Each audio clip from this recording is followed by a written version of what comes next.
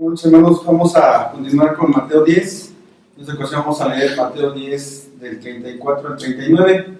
Y la palabra dice: no penséis que he venido para traer paz a la tierra, no he venido para traer paz, sino espada.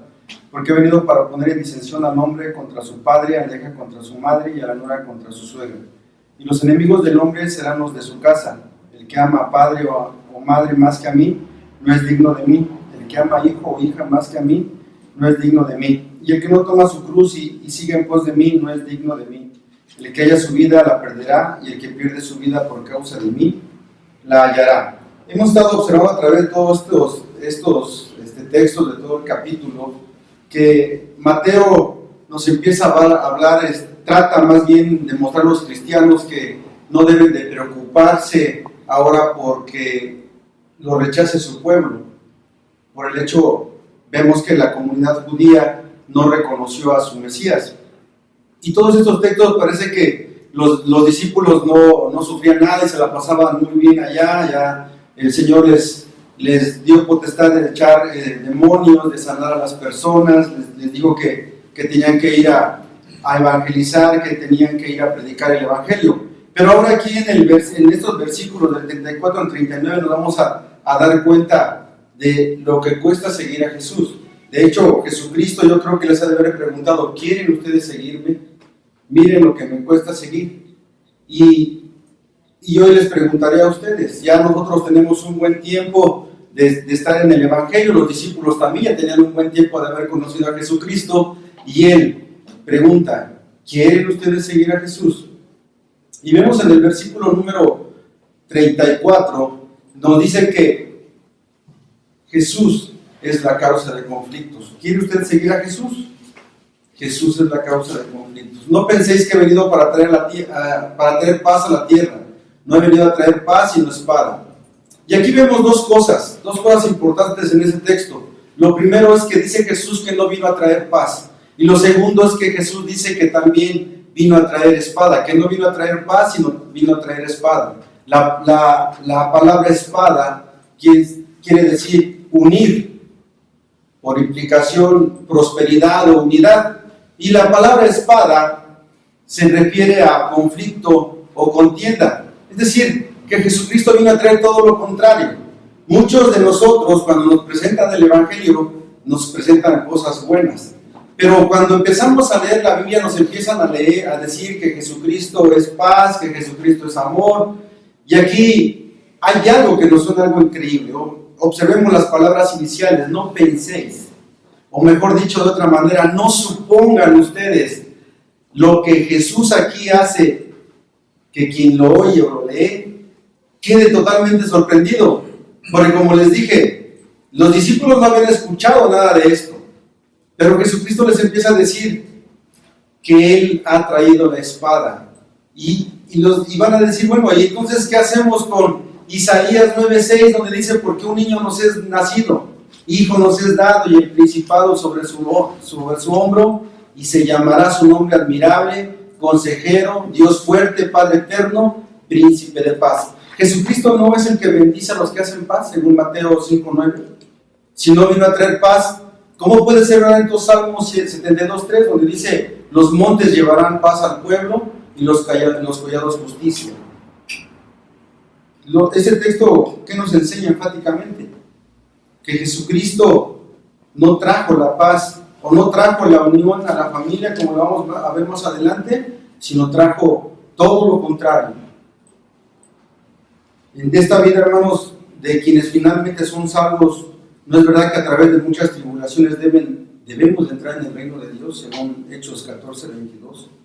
¿No es la vida del creyente una vida de tempestad y tensión? Nosotros todos seguiremos viviendo en fricciones, en problemas, pero lo que nos debe animar es que al final de nuestra vida, todo será paz.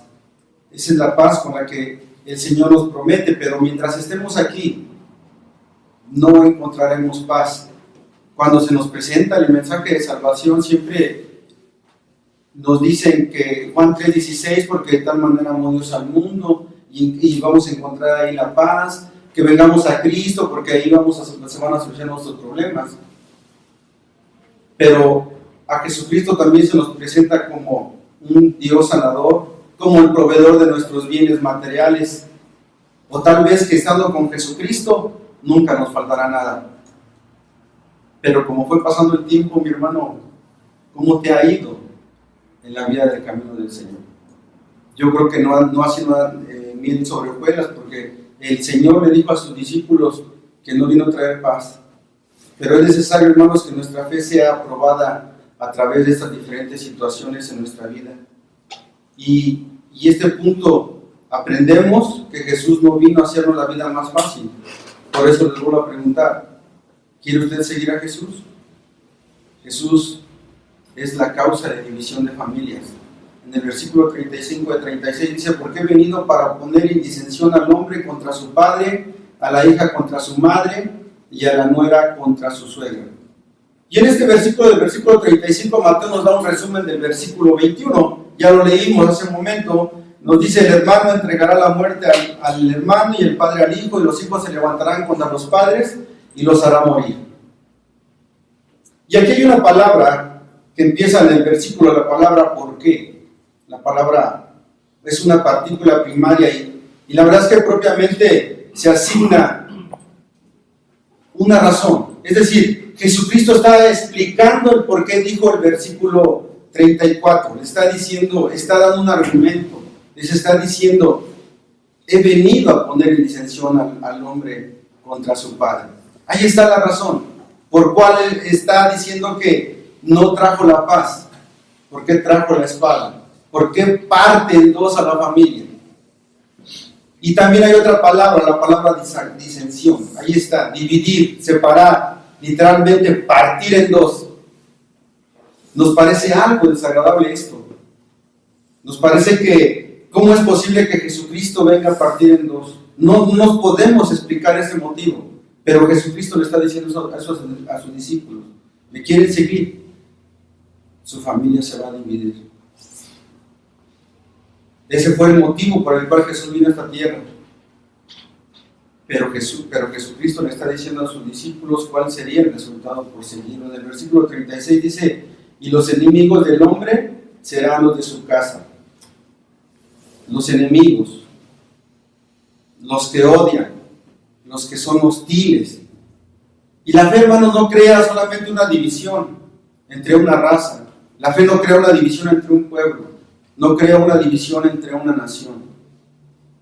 Con frecuencia, la fe divide familias. Y en esta conexión, pues Lucas nos menciona a 5 miembros de la familia que viven bajo un mismo techo. En Lucas 12, del 52 al 53, nos menciona primero al padre, nos menciona a la madre, nos menciona a la hija soltera, el hijo casado y su esposa, la nuera de los padres. Y vemos que aquí hay todos los miembros se relacionan aquí, pero esta familia está siendo partida en dos por causa de seguir a Jesucristo. Y este texto más bien nos está haciendo también una alusión a Miqueas 7:6. Dice: porque el hijo deshonra al padre, la hija se levanta contra la madre, la nuera contra su suegra, y los enemigos del hombre son los de su casa. Y vemos que aquí hay diferentes ilustraciones bíblicas y siempre se están refiriendo a las familias. Y siempre ponemos en caso el primer miembro del par. Acuérdense allá Abel y Caín. Acordémonos también Abel y Maaca contra su hijo Asa, y Nabal contra su esposa Abigail. Entonces, vemos que este texto, hermanos, Jesucristo está anunciándoles a los discípulos qué es lo que iba a acontecer si de verdad querían seguirlos, si de verdad querían ir a predicar como aprendimos hace un momento, si de verdad querían dar testimonio del Señor. Y todos nosotros, yo creo que ninguno de nosotros nos hemos quedado, no hemos quedado sin experimentar esos problemas en la familia, que no es creyente. Jesús les estaba previniendo a sus discípulos lo que les esperaría si querían seguirlo de verdad. Jesús nos previene o nos aclara lo que estamos pasando con nuestra familia.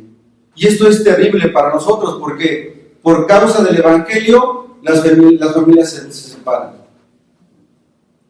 Hace un tiempo mi esposa, yo la encontraba triste y me acerqué y le pregunté que por qué se sentía triste, y ella la verdad es que no me quería comentar por qué estaba triste.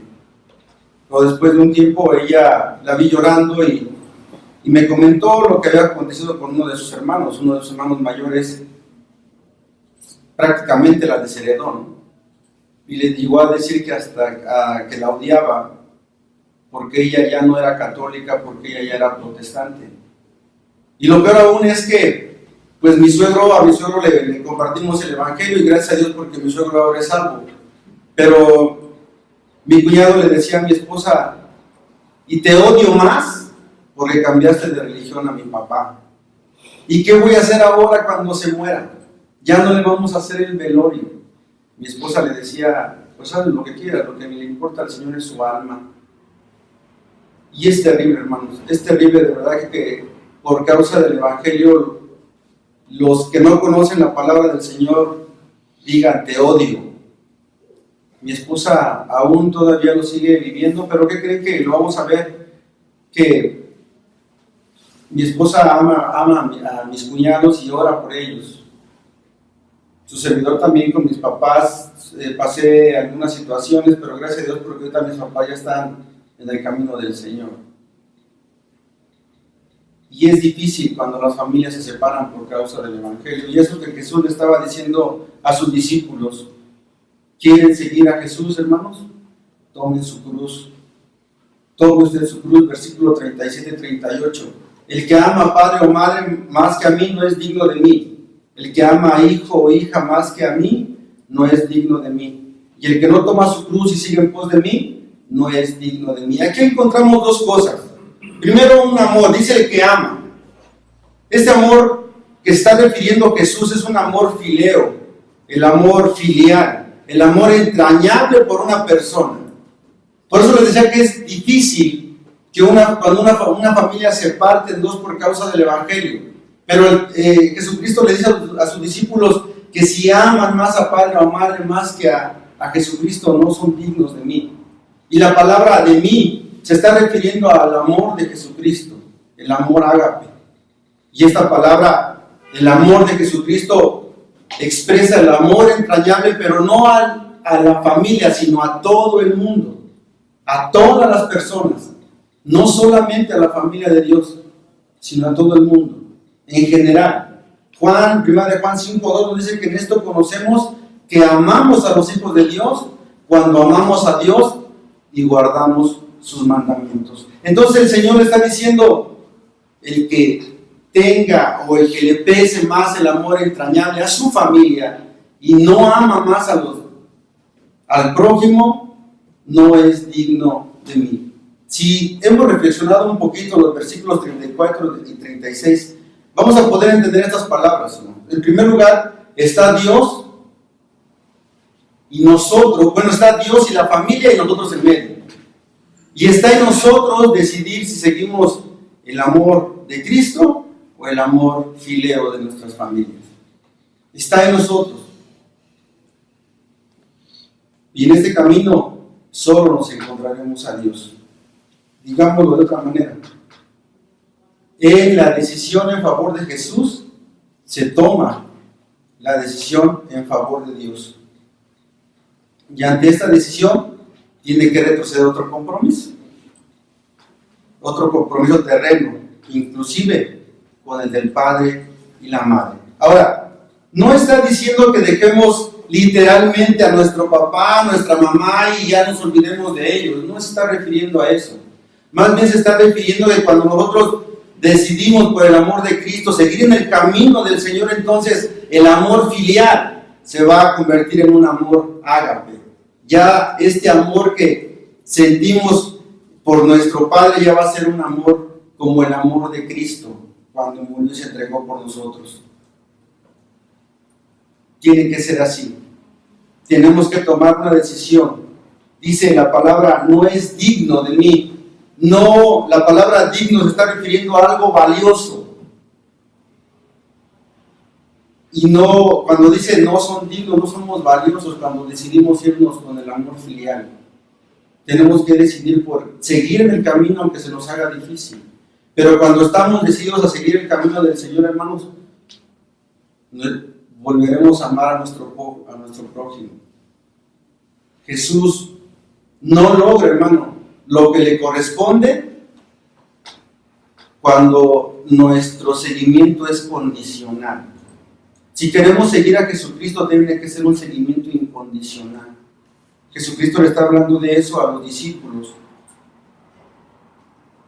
Quien ha entregado su corazón, lo recuperará lleno de la fuerza y del amor divino del Señor. No tengamos miedo, hermanos, a seguir en el camino de Dios. Estos problemas solamente se irán a acabar hasta que nos vayamos con el Señor o que el Señor venga por nosotros. El versículo 38 dice: el que no toma su cruz y sigue en pos de mí no es digno de mí. Digno, como les dije, merecedor de algo o valioso. Y Romanos 8:18 dice: pues tengo por cierto que las aflicciones del tiempo presente no son comparables con la gloria venidera que en nosotros ha de manifestarse. Posiblemente estaremos sufriendo, pero no se va a comparar con lo que nos espera en la presencia del Señor. Ahora, tomar su cruz, esta es una expresión metafórica de la disposición para morir. Quizás aquí Mateo o Jesucristo se esté refiriendo ya a la muerte de Jesucristo, a su muerte allá en la cruz, y es la primera vez que Mateo nombra tomar su cruz.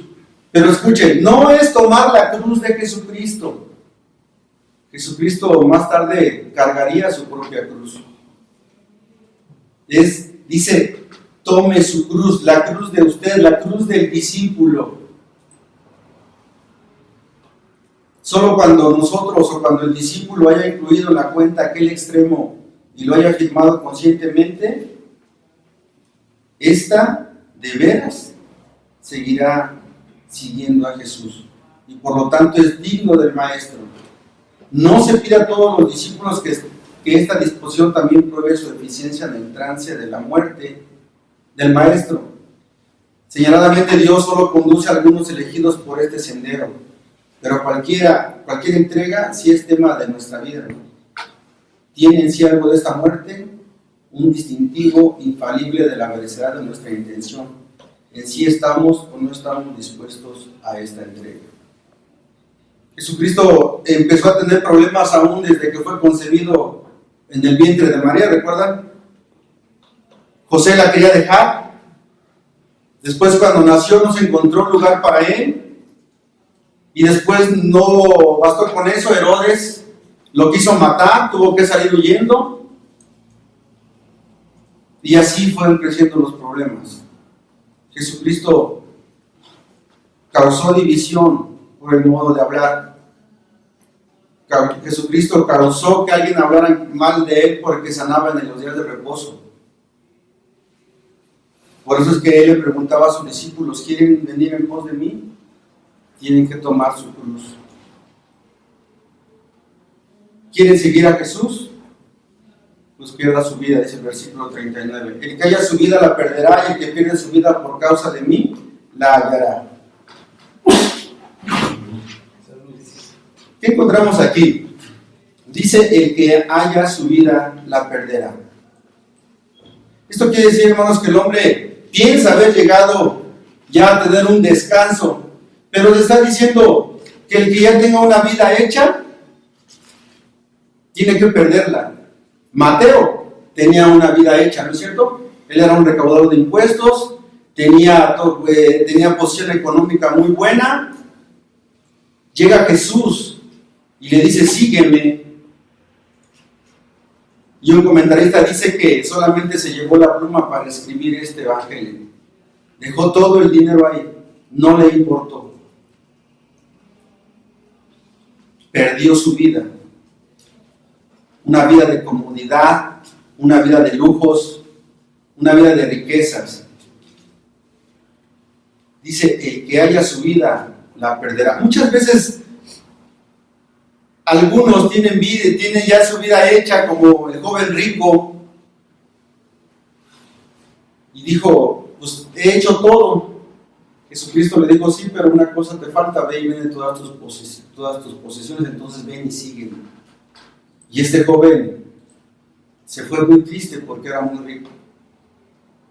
Perdió su vida espiritual, perdió la oportunidad de tener una vida eterna con Jesucristo.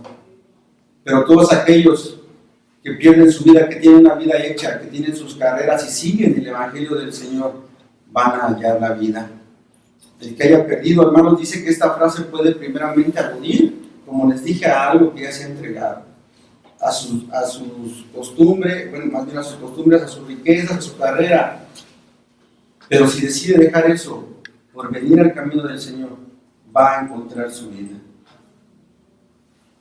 Entonces, a veces estamos a punto de desmayar.